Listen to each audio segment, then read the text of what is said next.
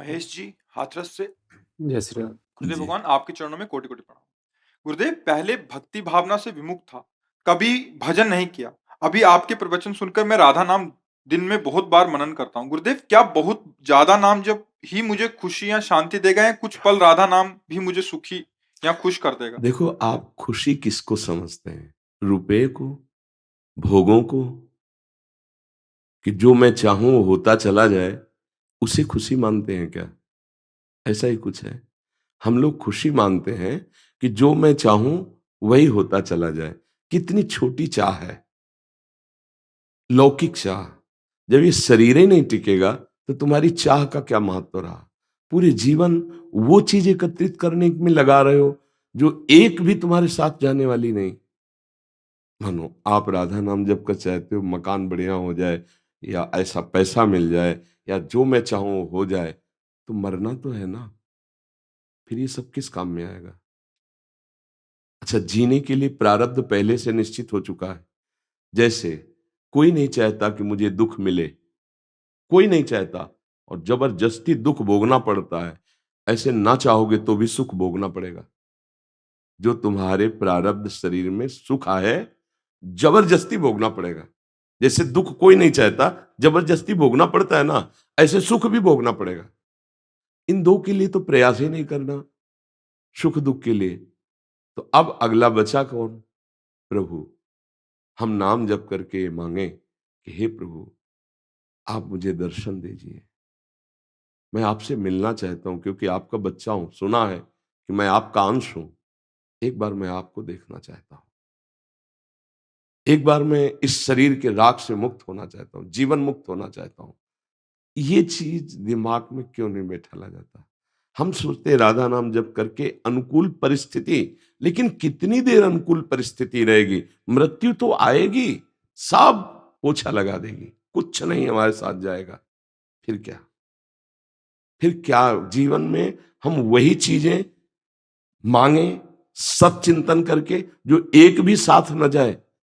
कितने दिन जीना है? आप कोई मांग न रखो, तो बिना मांगे जैसे दुख भोगना होता है ऐसे सुख आ जाएगा। अन मांगे आगे आवेगो, पक्का सिद्धांत कह रहे हैं। मांग करो यार अविनाशी की, कि मुझे भगवत प्राप्ति हो जाए, मुझे भगवान से प्रेम हो जाए, मुझे तत्व ज्ञान हो जाए, मैं भगवान के प्रेम में मतवाला हो जाऊं, तो ये बात समझ में आएगी। राधा नाम का अगर हम फल मांगते हैं, कोई पदवी, कोई रुपया, कोई पैसा, कुछ भी, तो हमको अंतिम फाइनल में देखना है कि मेरे साथ क्या जाएगा। इतना महंगा भगवान नाम, और उससे हम इतनी घटिया चीज संसार की मांग कर तृप्त होना चाहते हैं। आपके पास पर्याप्त है, सच्ची पूछो, पर्याप्त है। वायु आपको मिल रही है, आकाश है, पृथ्वी है, जल है, शरीर इन्हीं पंचभूतों से बना है। इसे जो चाहिए वो मिल रहा है, कपड़ा भी आप पहने, भोजन भी मिल रहा है, परिवार भी होगा। अब कुछ वासनाएं हैं जिनकी पूर्ति के लिए आप राधा नाम का प्रयोग करके उन वासनाओं की पूर्ति चाहते हो। वही वासनाएं किसी के पास भरपूर है जो तुम चाह रहे हो, लेकिन वो भी वासना से युक्त है। इस रहस्य को क्यों नहीं समझते कि मैं जड़ से वासना को ही मिटा दूं तो कैसा आनंद रहेगा? आप आनंद समुद्र हैं। आपका स्वरूप देखो, गोस्वामी जी ने लिखा, चेतन अमल सहज सुख राशि। ये हमारा इस पर जो भाव आ गया, तो इसीलिए मांगे हमारी बढ़ गई, और हर मांग हमारी बेकार है। सब ये सोच रहे कि इतना कमा लो कि 7 पीढ़ी हमारी उसको भोगे, और उसी का लड़का उसको थप्पड़ मार के घर के बाहर निकाल देता है, फिर उसी के लिए वो रो रहा है। जरा समझो माया की चाल को, तो समझो। तो नाम जप करके हम ज्ञान क्यों ना मांगे, भक्ति क्यों ना मांगे, प्रेम क्यों ना मांगे, और जिसने इस संसार को बनाया उसी को क्यों ना मांग ले कि आप मिल जाओ। छोटी छोटी वस्तुएं मांगने से क्या? मैं आपको चाहता हूं, आपसे प्यार करना चाहता हूं, आप मेरे हो गए तो पूरा विश्व मेरा हो गया। मुझे लगता है हम थोड़ा मांगने में बहुत कमजोर हो गए। जैसे एक चक्रवर्ती सम्राट के पास जाए कोई गरीब आदमी और बोले आज मैं बहुत प्रसन्न हूं, मांगो, तो विचार करेगा कि 1 साल का भैंस का चारा दे दें अगर, और 1 साल का भोजन दे दें तो बहुत अच्छा, तो मालिक दे दो इतना, बहुत घाटा हो गया ना। अगर वो उसके ऊपर छोड़ देता कि मुझे मांगना नहीं आता, आप ही बताओ, आप जो देना चाहो, वो अपने हिसाब से देता, तो हम निहाल हो जाते। और हम मांगेंगे तो अपने हिसाब से, हमारी कितनी छोटी मांग है, देखो ना। हम राधा नाम का फल चाहते हैं कि अमुक वासना की पूर्ति हो जाए, अमुक वासना की, इतना धन हो जाए। फिर इसके बाद यहां से जा करके खाली हाथ होना, यहाँ जो हम धन कमा रहे हैं राधा नाम, उसको हम खर्चा कर रहे हैं कि हमारी ये वासना, ये वासना, और हम जाने की सोच ही नहीं रहे। ये जाना पड़ेगा, कब जाना है पता नहीं। जाने पर कुछ कोई भी साथ नहीं होता। दुनिया में लाखों का मेला जुड़ा, हंसा जब जब उड़ा तो अकेला, कोई तुम्हारा यार नहीं, कोई प्यार नहीं, कोई मित्र नहीं, कोई वस्तु नहीं, तो ये नाम तुम्हारे साथ जाएगा। इसे चुरा लो, छुपा लो, इसे भागवतिक बैंक में जमा कर लो, सुख वैसे ही तुम्हें घेर लेगा। देखो, जब सरकारी आदमी हो जाता है ना, तो उसकी भारी व्यवस्था होती, गाड़ी बंगला सब व्यवस्था। तो हम भगवान से विमुख हैं, इसलिए हमारे को दुख भोगना पड़ रहा है। और भगवान के सन्मुख होने पर आनंद रहे। ये भजन हम इसलिए नहीं खर्चा कर रहे कि हम सुख पूर्वक जिए, नहीं, ये तो भोग है, भोग लेते हैं, आज नहीं तो कल शरीर छूट जाएगा। पर जो हमारे पास धन है, नाम, ये आपको भी सुखी कर रहा है। ये जो आप आए हो, आप फिर ही नहीं जाओगे, लेके जाओगे। पर यहाँ का देना ऐसा नहीं है। तेरे दरबार की आली निराली शान ये देखी, सखावत खुद तेरी गलियों में चक्कर काटते देखा, फैलाया हाथ जिसने तेरे दरबार में आकर, तुझे देते नहीं देखा मगर झोली भरी देखी। मेरी अलबेली सरकार राधा रानी किशोरी जी गुरुदेव भगवान, जिसे आप आए हो, खाली नहीं है। कहीं भी हो, अगर एक शब्द भी श्रद्धा से सुन लोगे तो परिवर्तन हो जाएगा। ये हो रहा है, इस नाम का प्रभाव ये है। आपका मंगल हो, आप सुखी हो। और वो नाम इतने परमानंद में हर समय रखता है कि अगर वो नाम का हमें परिचय न मिला होता तो वास्तविक जीते जी नरक था जीवन, नहीं था नरक जीवन। तो हम यही समझाना चाहते हैं कि नाम जप को खर्चा मत करो, उससे भगवत प्राप्ति कर लो, जिससे दुख जड़ से नष्ट हो जाएगा। हम छोटी मोटी कामनाओं में नाम को पूर्ण बेच दें, और वो कामनाएं पूर्ण भी हो गई तो आखिरकार मरना तो है ना, सब छूटेगा, सब छूटेगा। अच्छा, जीने की व्यवस्था की जिम्मेवारी भगवान की है, हर जीव की जीने की व्यवस्था की है। तो कर्तव्य कर्म करो, नाम को बचाओ प्रभु के लिए, और मेहनत करके कमाओ शरीर पोषण के लिए। जो दुख सुख आवे चुपचाप सह लो, नाम रूपी धन तुम्हारा जमा है, वो तुम्हारा मंगल अपने आप करेगा। अरे नाम का तो इतना प्रभाव है। एक महात्मा गिरिराज जी की रोज परिक्रमा लगाते थे, 108 बार गोपाल शास्त्र नाम का पाठ करते थे। 108 बार गोपाल शास्त्र नाम का पाठ, लगभग 40 मिनट लगता है एक बार पाठ करने में। और भजनानंदी महात्मा, उनको लकवा मार गया, वो क्या, पैरल है, हाँ। तो उड़िया बाबा जी, हरि बाबा वहां गए, देखा तो आधा, तो उनका, बाबा आप अगर संकल्प कर लें तो भारत का जितना भी प्राणी है सबके पैरालिस खत्म हो जाए, आप काहे को लिए बैठे हो, संकल्प करो ना। तो उनका, स्वामी जी मजाक क्यों करते हो, मच्छर मारने के लिए ब्रह्मास्त्र का प्रयोग नहीं होता।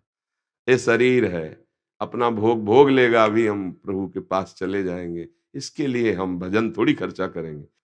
तो हमारे पास जो धन है वो जगत मंगल करने के लिए, भगवत प्राप्ति के लिए, भगवत प्रेम के लिए। वही हम आपको बताना चाहते हैं कि अगर आप इस बात को नहीं समझेंगे तो 4 दिन बाद आपके अंदर अश्रद्धा भी आ सकती है। हमें लगता है इन प्राकृतिक बातों में भगवान नाम को मत जोड़ो। ये एक प्राकृतिक प्रक्रियाएं हैं, ये सुख दुख आने जाने वाले हैं। हम भगवान की प्राप्ति के लिए भगवान नाम जप कर रहे हैं। हम दुख को जड़ से मिटाने के लिए, हमारा गोदाम जमा है पापों का, संचित कर्मों का। जब आप प्रयोग नहीं करेंगे तो नाम वहां आग लगा देगा, वो भस्म हो जाएंगे। जो तुम्हें दुख देने वाले, जो अभी तक पाप हुए, वो भस्म हो जाएंगे। आगे तुम्हें भगवत प्राप्ति हो जाएगी, आनंद मिल जाए। इसे अच्छे से समझा जाए तो हमें लगता है हमारी भक्ति और परिपक्व हो जाएगी। अगर हम उसको सांसारिक तरीके में लेंगे तो 4 दिन बाद अश्रद्धा हो जाएगी। हमारी बात समझना। इतना पाप जमा होता है, क्योंकि बहुत जन्म हो गए ना। जैसे भीष्म जी बाणों की सैया पे, तो इस समय तो बाल ब्रह्मचारी कितने महान।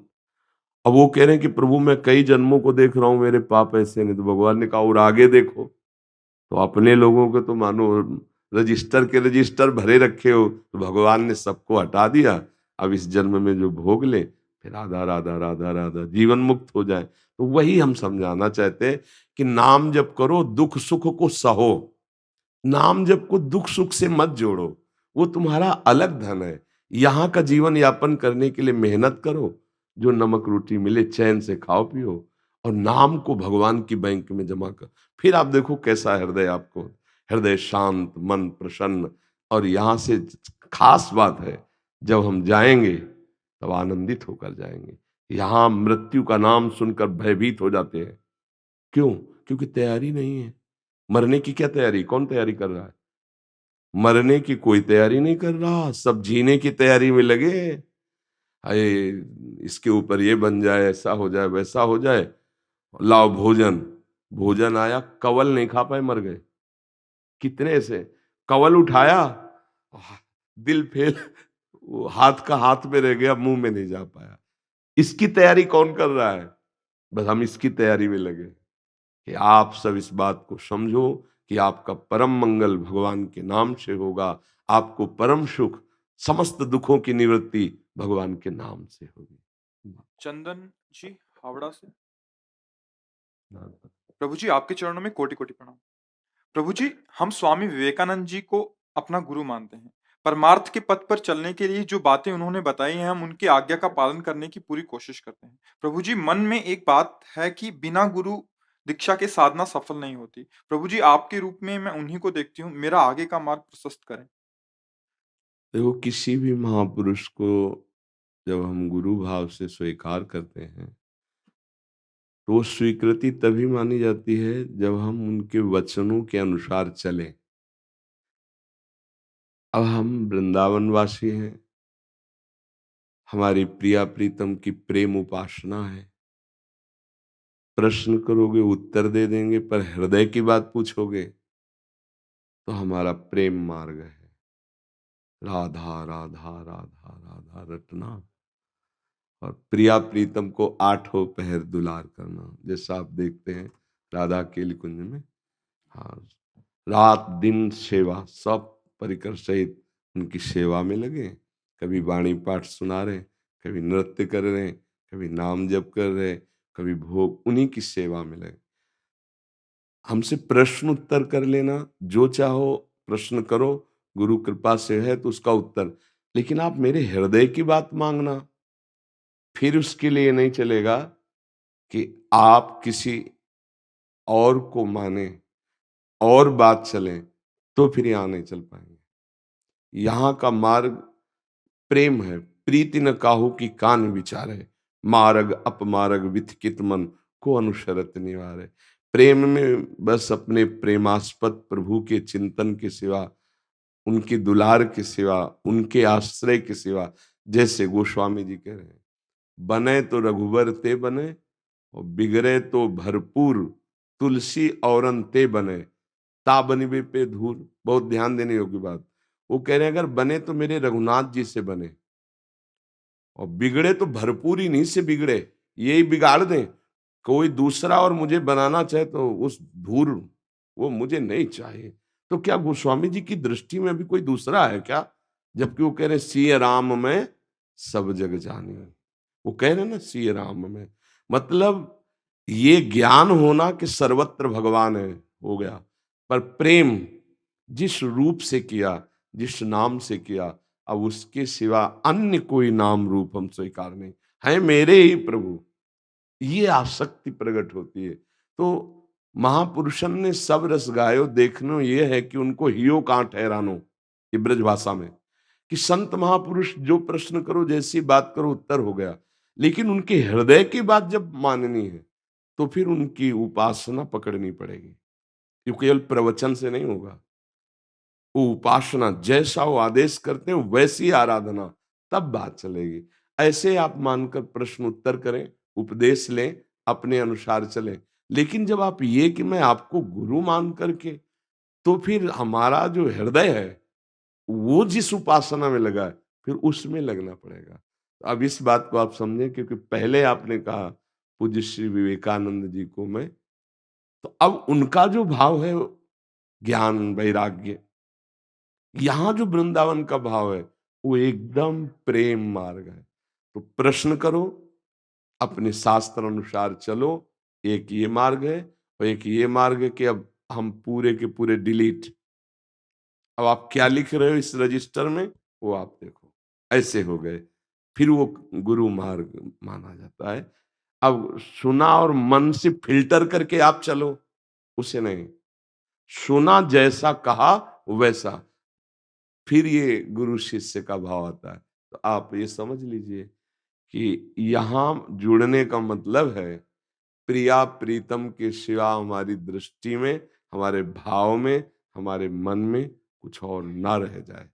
वही प्रभु हैं, चाहे उन्हें ब्रह्म कहो, परमात्मा कहो, भगवान कहो, हम उन्हें प्यार से प्रिया प्रीतम कहते हैं, श्यामा श्याम कहते हैं, राधे श्याम कहते हैं। तो हमारी उपासना तो फिर गुरु शब्द लागू होगा कि आप हमारे गुरु, नहीं तो उपदेश सुनो और अपना चलो। लेकिन जुड़ना मतलब हमारा वास्तित्व तो नहीं, आप जो आज्ञा करें वैसे हम भजन में लगे। अब क्या है कि पूर्वाभ्यास, फिर किसी महापुरुष के वचनों से प्रेम मार्ग की बात जोड़ोगे तो बिल्कुल नहीं जुड़ पाएगी।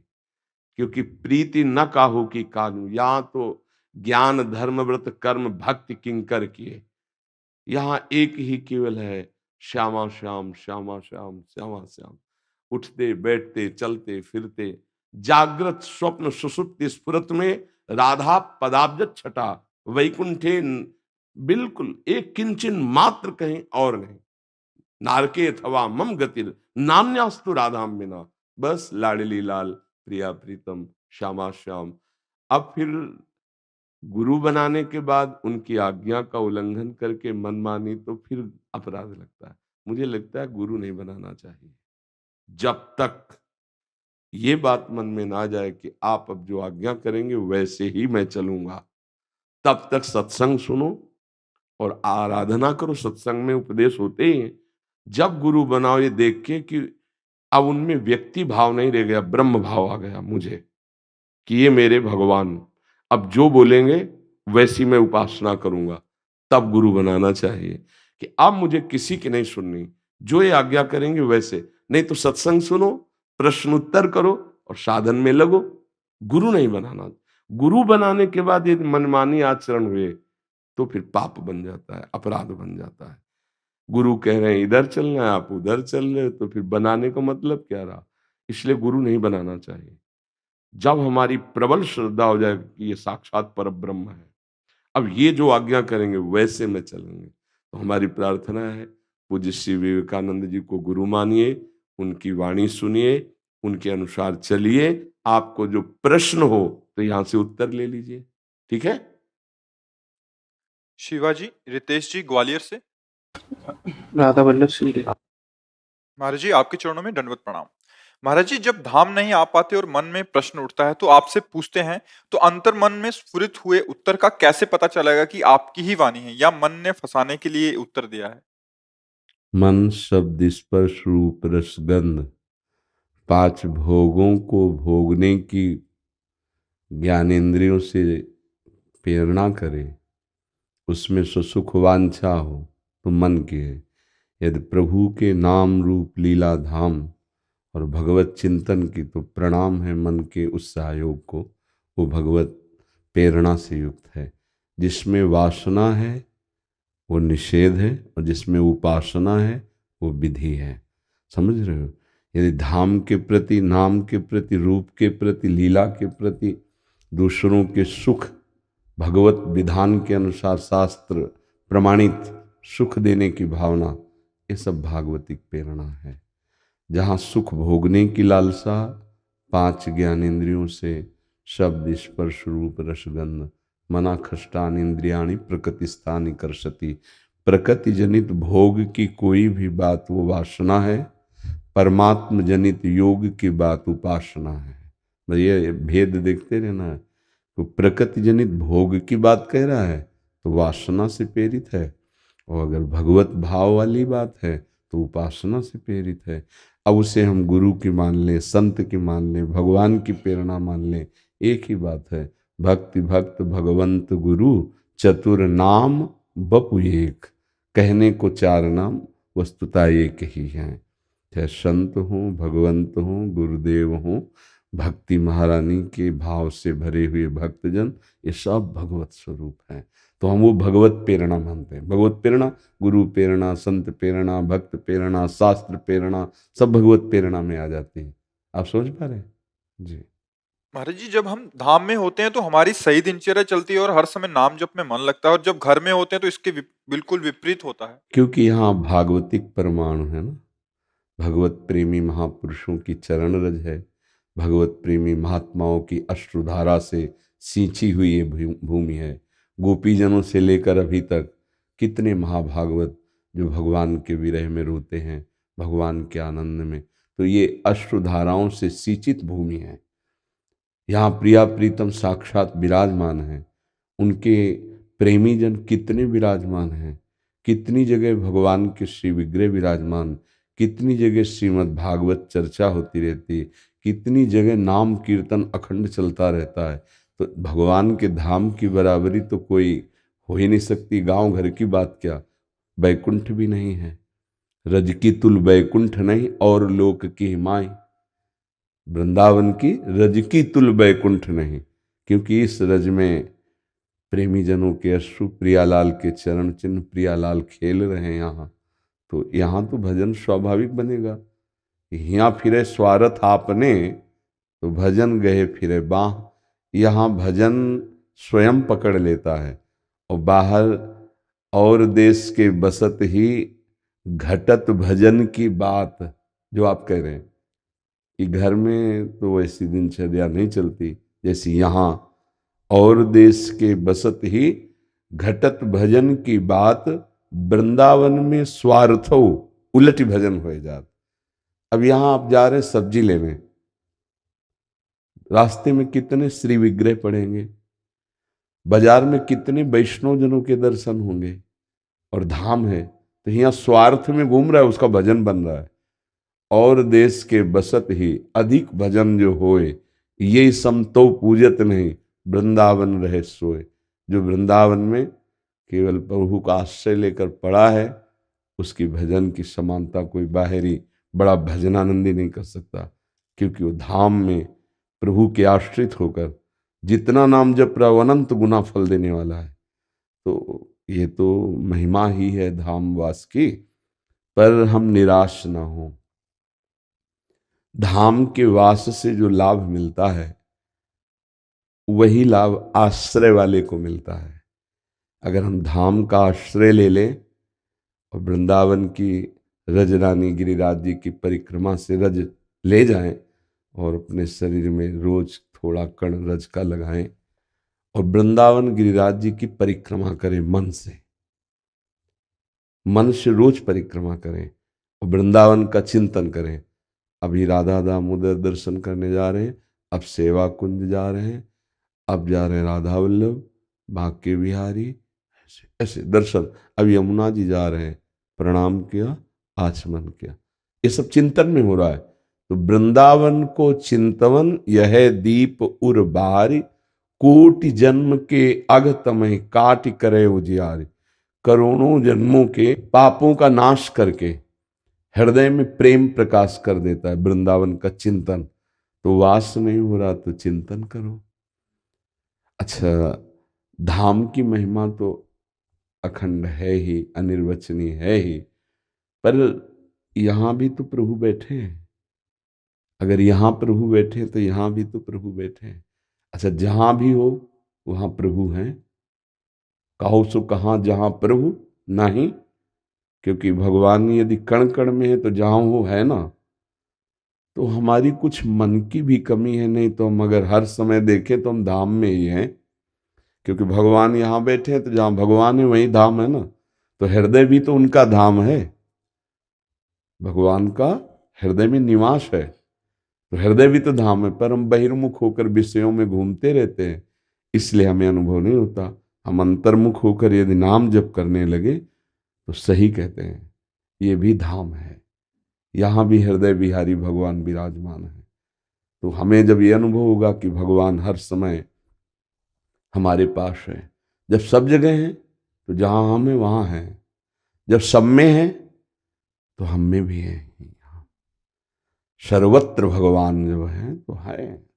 फिर बोलो भजन में कमी कैसे होगी? हर समय हम प्रभु को अपने हृदय में देखें, अपने समीप देखें और जिह्वा से नाम जप करें, तो हृदय में प्रभु का ध्यान और जिह्वा से नाम सब कुछ प्राप्त हो जाएगा। जहाँ हो वहीं धाम प्रकाशित हो जाएगा। धाम कोई जड़ देश थोड़ी है, चैतन्य घन है, चिदानंदमय है।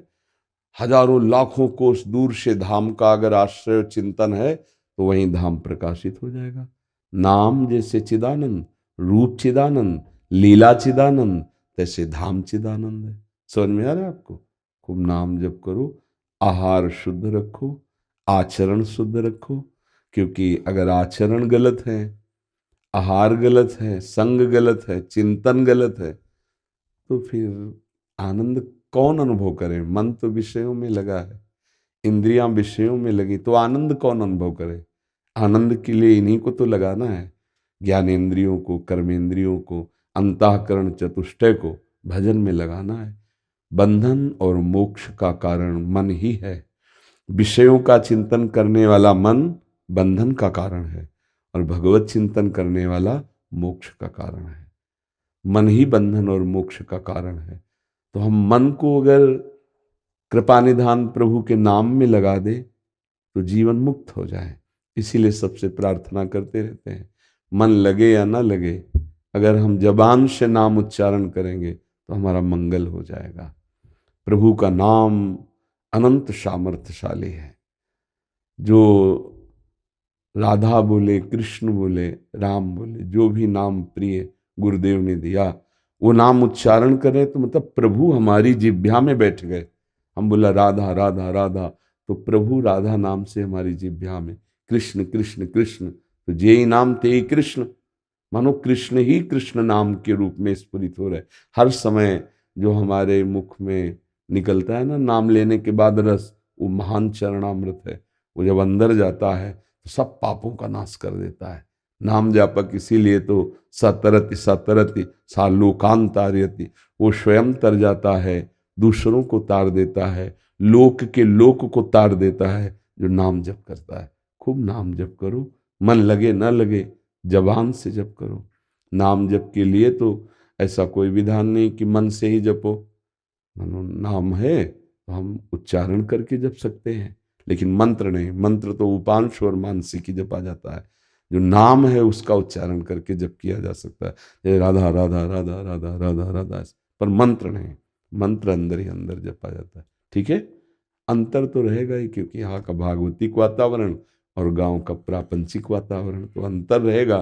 पर यही अंतर मिटा दे तो फिर महात्मा, इसी अंतर को मिटा दे तो महात्मा है। अंतर तो प्रगट में है, बकाया भाव देश में तो अंतर नहीं है। हमारे उर वृंदावन और यहाँ और, पर यहाँ का परिचय नहीं मिला ना। अभी बाहर चिंतन है, बाहर वृत्ति है, पर नाम जप करते रहो। ठीक है जी।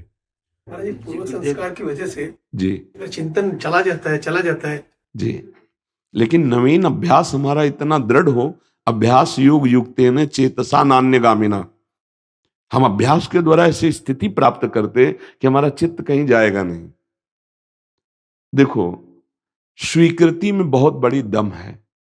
एक बार आपने स्वीकृत किया कि मैं पुरुष हूं, क्या स्वप्न में कभी अपने को स्त्री शरीर देखा?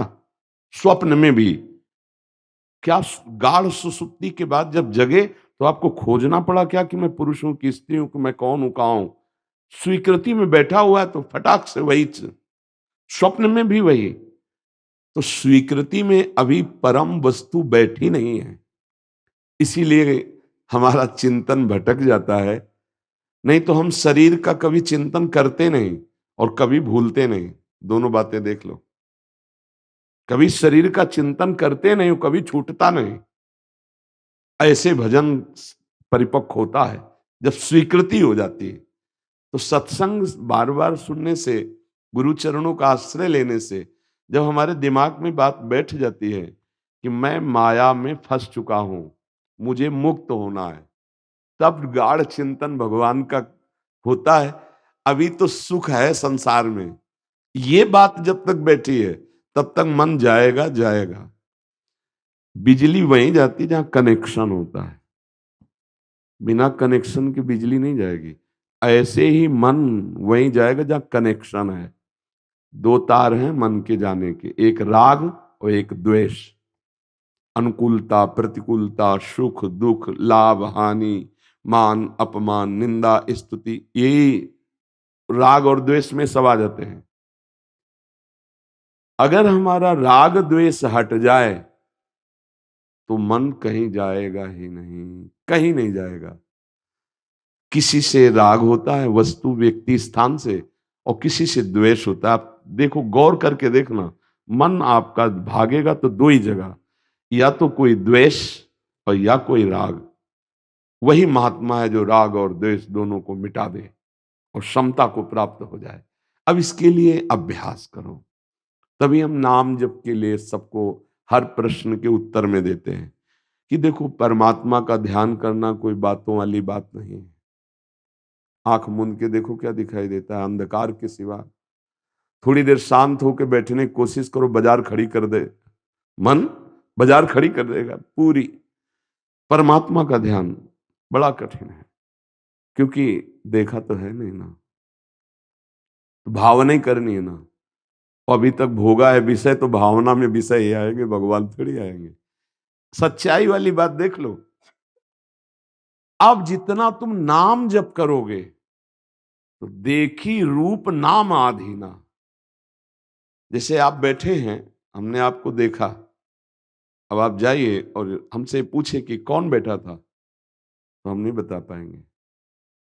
अब पहले बता दिया कि आपका नाम राम कुमार है, बोले राम कुमार जी आए थे, हाँ हाँ जानते हैं, वो हमारे सामने बैठे थे। परिचय किसने दिया? नाम ने। नहीं, रूप सामने बैठा है, हम नहीं जानते आप कौन है। नाम, अब हम कहीं भी मिलोगे, अच्छा आप वही है ना, नाम परिचय। देखी रूप नाम आधीना। यदि हम राधा राधा कृष्ण कृष्ण राम राम हरि हरि रट रहे हैं, तो ये नाम रूप ले आएगा, बिना प्रयास के ध्यान होने लगेगा। तो मुझे लगता है अगर बार बार मन को संसार के विषयों से हटा के नाम में लगाया जाए तो बहुत जल्दी लाभ प्राप्त हो जाए। और ये कलिकाल मलायतन मन कर देख विचार, श्री रघुनाथ नाम बिन नाहिन आन आधार। एक कलयुग बड़ा गंदगी फैला रहा है, देख लो आप। इतना व्यभिचार, मांस खाना, शराब पीना, गंदी बातें, गंदे आचरण घर घर में पहुंचते जा रहे हैं। ऐसे आचरण हो रहे हैं कि जिनसे पतन ही पतन है। मतलब संयम मर्यादा, ये तो शब्द ही गायब होते चले जा रहे हैं। भाई जब तक ब्याह ना हो तो ब्रह्मचर्य से रहें, पवित्र आहार करें, संयम से। चेतना अभी जागृत पूरी नहीं हो पाई और विषय कुंड में गिर गए, विषय के दलदल में फंस गए। क्या उनका जीवन होगा, क्या उनका भविष्य होगा? जिसका वर्तमान दूषित, उसका भविष्य दूषित। वर्तमान पवित्र संयम युक्त भागवतिक, तो राष्ट्र सेवक, समाज सेवक, वो धर्म का पालन करने वाला, वो अब आज बड़ा समय क्या हो गया, हमारे विचार इस कलयुग में दूषित होते चले जा रहे हैं। तो इसीलिए गोस्वामी जी कह रहे हैं एक केवल उपाय है, कलयुग केवल नाम आधारा, सुमिर सुमिर नर उतरे पा। एक ही आधार। इसीलिए हर प्रश्न के उत्तर में हम नाम की, वो सब शास्त्र सम्मत। और यहाँ की भी बात है, सिद्ध पुरुष क्या करते हैं? सनकादि, सनक सनंदन सनातन सनत कुमार, ये ब्रह्मबोध ही पैदा हुए थे। साधना करके ब्रह्मबोध नहीं, ब्रह्मबोध पैदा हुए थे। ये ब्रह्मबोध में है। ये क्या कहते हैं? हरिशरणम हरिशरणम हरिशरणम हरिशरण, हर समय जपते रहते हैं हरिशरणम हरिशरण। ये तो हमें क्या करना है? जो हमारे गुरुजन महापुरुष कर रहे हैं वही हमें करना है। हरिशरणम हरिशरण। भगवान का नाम न जपा जाए तो सब साधना कलयुग चाट जाता है। इसकी ऐसी चालें हैं ना, एक अंधा आदमी एक दुकान में गया, कोई हमें सेवा दे दो, तो उनका मूंज की रस्सी बटी जाती है। एक मूंज होती है, गांव में गांव वाले जानते हैं, उसकी रस्सी बटी जाती है। वो 1 रुपया 1 हाथ रस्सी देंगे। अब वो बटता वैसे करता तो भैंस का पड़ा था, वो चबाना शुरू किया, शाम तक बटा, वो उतना ही हाथ लगा जितना हाथ में तब क्या पड़ा चबा गया। तो एक कहावत आई कि अंधा बटे और पड़ा चबाए।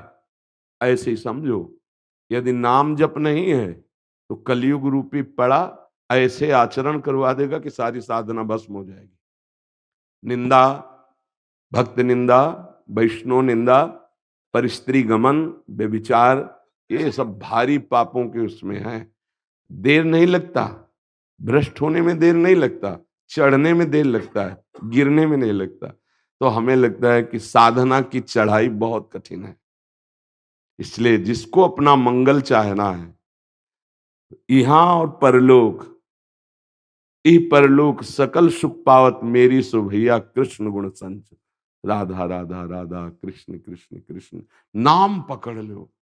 नाम बहुत जल्दी हृदय को पावन कर देता है। नाम बहुत जल्दी भगवत साक्षात्कार कराता है। पर आप देखना, सब जगह मन लगेगा, नाम में नहीं लगेगा।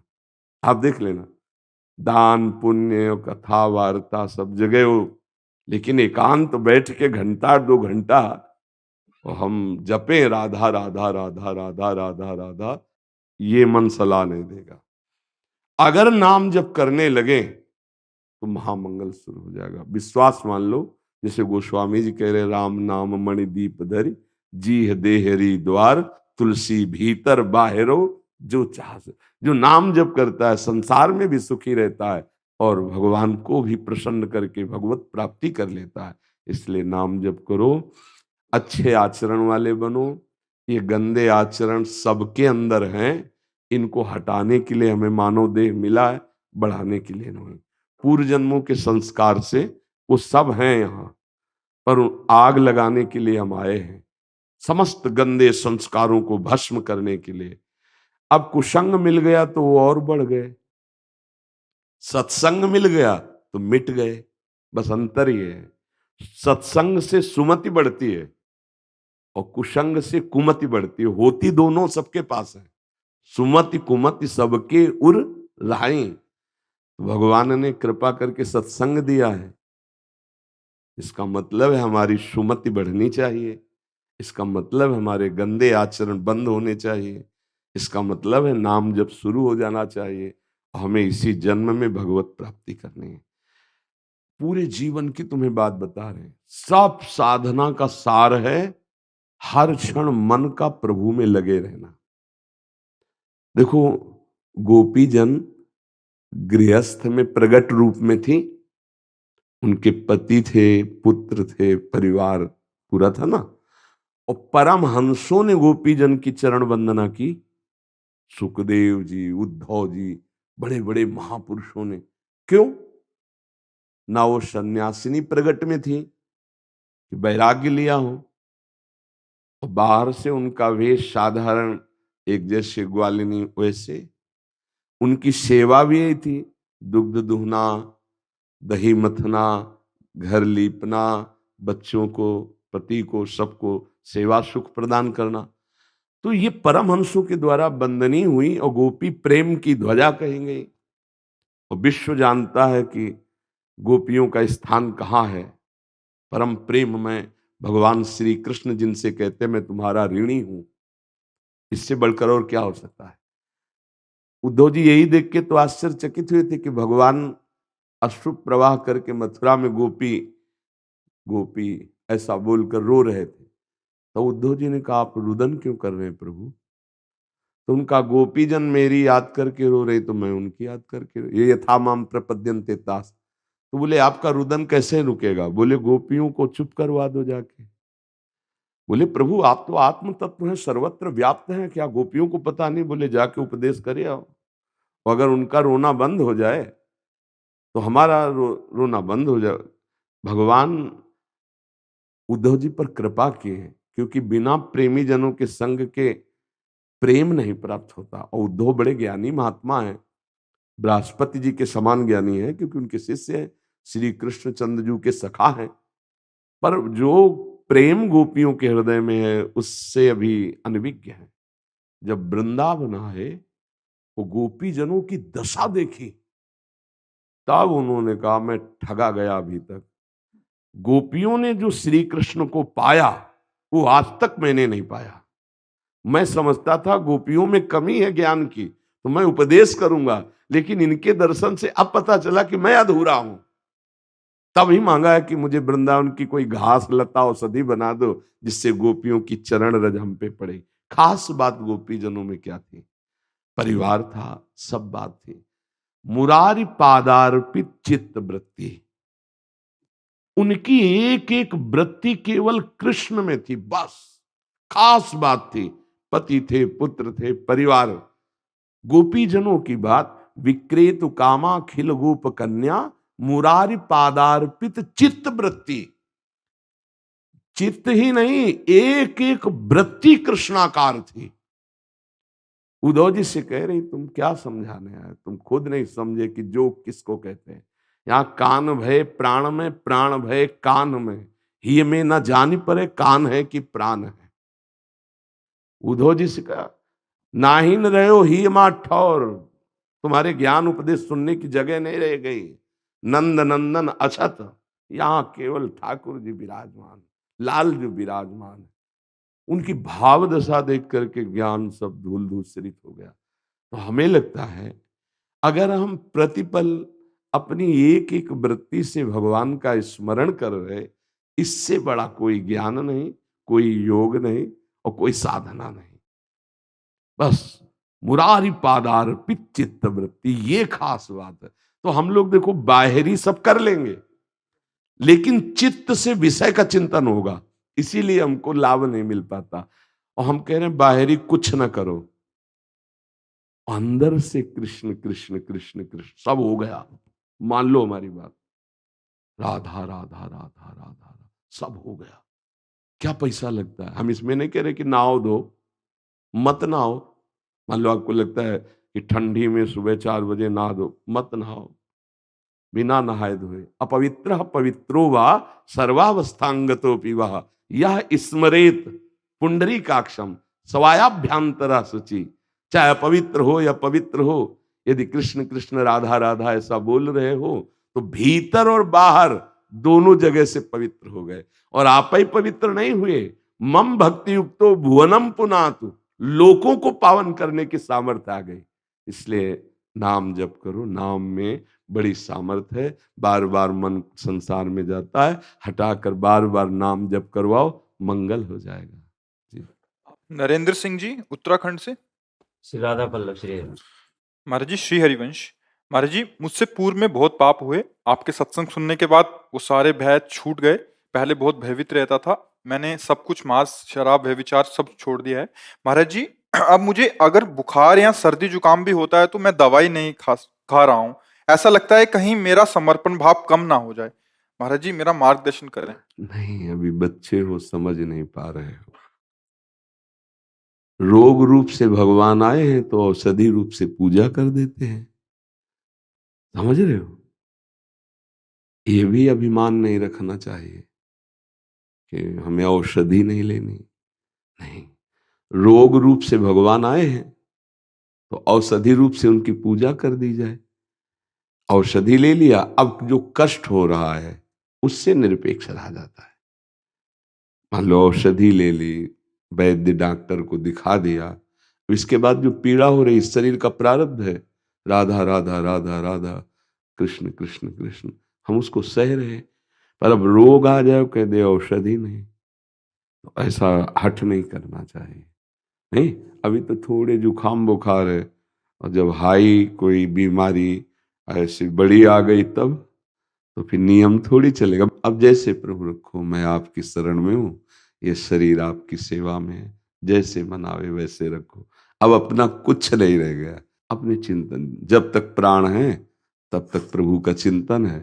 प्राण रूपी पुष्प छूटे, प्रभु के चरणों में चढ़ गए। अब इसमें हट क्या करेगा?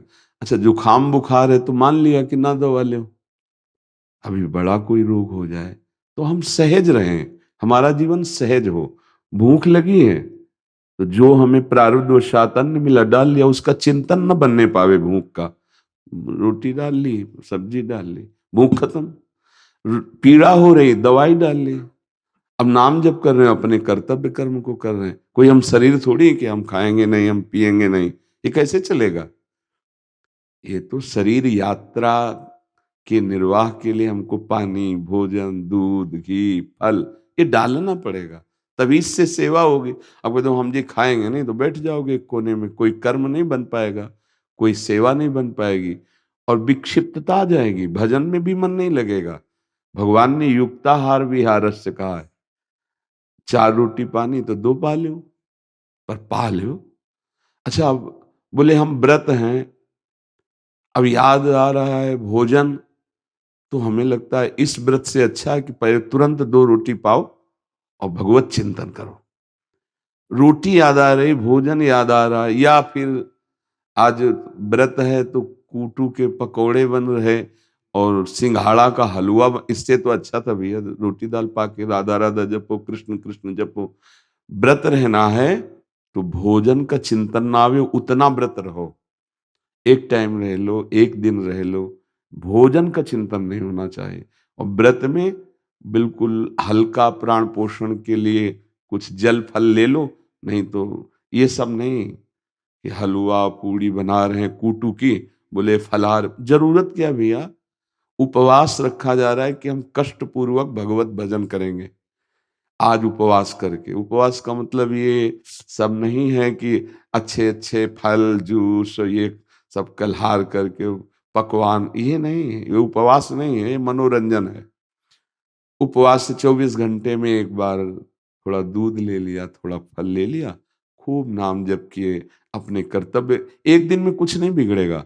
अगर बैठे बैठे चिंतन भोजन का हो रहा तो मुझे लग रहा है उपवास छोड़ दो, भोजन पालो और भगवत भजन करो, चिंतन करो। आपका चिंतन प्रभु का बनना चाहिए। तो इसलिए अब हम औषधि नहीं खाते, ऐसा गर्व कर लें, और कोई भयानक पीड़ा का समय आ गया तो सारा चिंतन पीड़ा का होगा, भजन तो होगा नहीं। बड़े बड़े रोग हैं, इसलिए मुझे लगता है कि आपको हठ छोड़ देना चाहिए, ठीक है? क्योंकि ये हठ ज्यादा दिन टिकने वाला नहीं होता। अब जिसे कह दे कि हम भोजन ही नहीं पाएंगे तो कितने दिन? लघु शंका का वेग आया तो जाओगे ना, लघु शंका हट काम करेगा क्या? सोच का वेग आया तो जाओगे ना। ऐसे कर्म का वेग आया है कष्ट देने शरीर को, तो औषधि उसका प्रायश्चित है।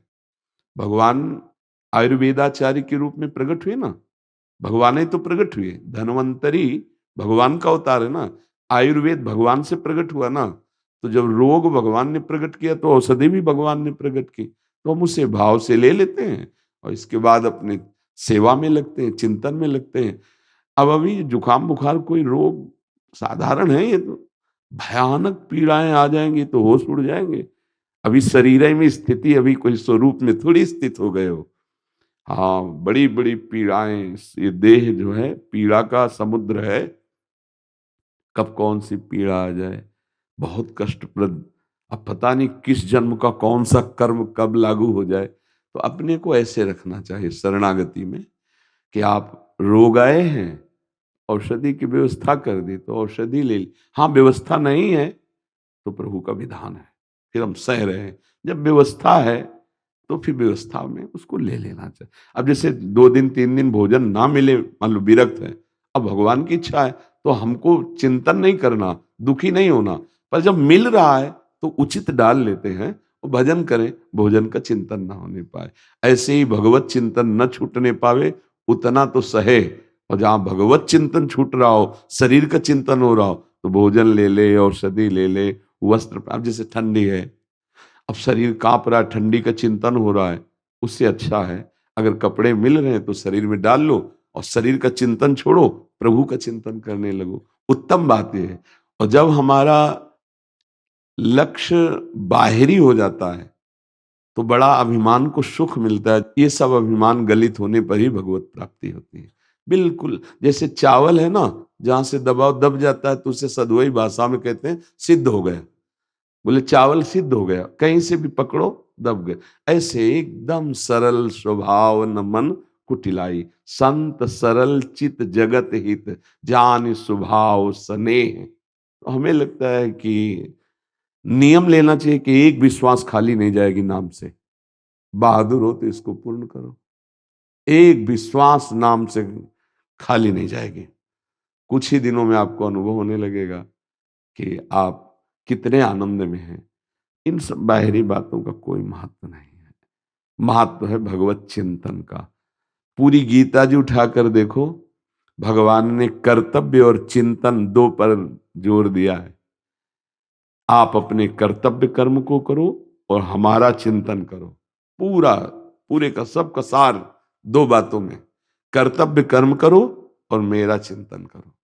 अब जैसे रहा जाए, प्रभु जैसे रखें, महलों में रखे चाहे झोपड़ी में बास दे, बस अपने कर्तव्य का पालन और नाम मंत्र, भगवान के रूप, भगवान के ध्यान चिंतन में।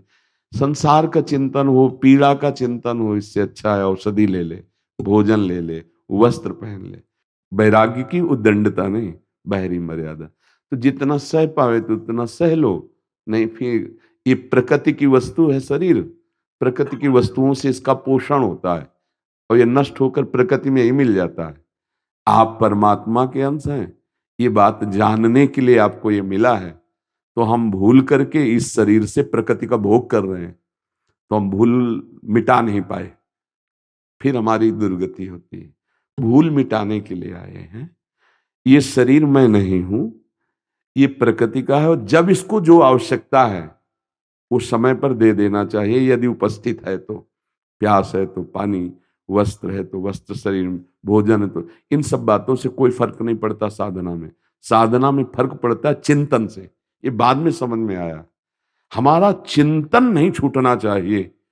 अगर चिंतन हमारा भोजन का हो रहा है, वस्त्र का हो रहा है, ये अभिमान अंदर पुष्ट हो रहा है कि मैं इतने वर्षों से वस्त्र ही नहीं पहना, इतने वर्षों से धन नहीं छुआ, इतने वर्षों से अन्न नहीं छुआ, तो भगवत प्राप्ति में ये अभिमान बाधा पड़ जाएगा। जो मिला जैसे मिला संतुष्टायन केनवा, धर्म विरुद्ध भोगों को अस्वीकार करते हुए, धर्म युक्त शरीर पोषण के लिए भोगों को स्वीकार करते हुए, अनन्य चिंतन आराध्य देव का, बस इसी से भगवत प्राप्ति होती है। तो अगर भगवत मार्ग में चलना चाहते हो तो देख लो, और अगर ये दिखाना चाहते हो कि मैं औषधि नहीं लेता, तो देख लो कितनी देर प्रकृति से लड़ पाओगे, कितनी क्षमता है प्रकृति से लड़ने की।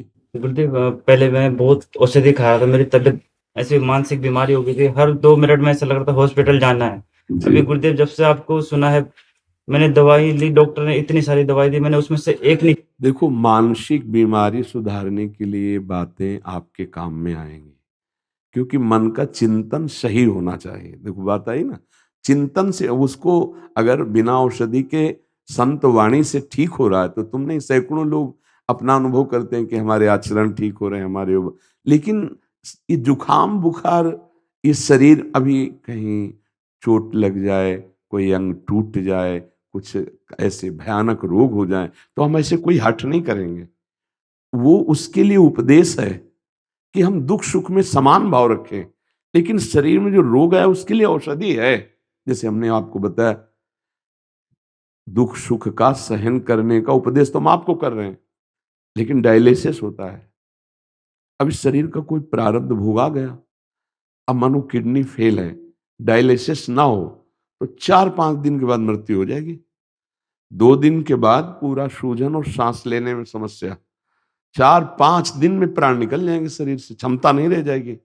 अब प्रभु ने विधान कर दिया ना, मशीन बना दी, डायलिसिस डॉक्टर हैं, वो अपनी औषधि देते हैं, अपना काम चल रहा है। क्या काम चल रहा है? सेवा बन रही। अब सुबह से लगे, 2:15 से निकले थे, तब से लगे। अब कल डायलिसिस हुआ था, अब ना हो कहते हैं कि तो अभी बोलना क्या, एक घूंट पानी जाना मुश्किल हो जाएगा। और ये मानसिक चिंतन का सुधार औषधि से ज्यादा सत्संग से होता है। वो क्षमता भागवतिक वाणी से आती है, पर प्रकृतिजन्य शरीर है, अब उसके लिए औषधि अच्छा है, जरूरी है, ले लेना चाहिए। हमारी सलाह है, आगे बच्चा जैसा तुम्हें भगवान प्रेरित करे। ठीक है। राधा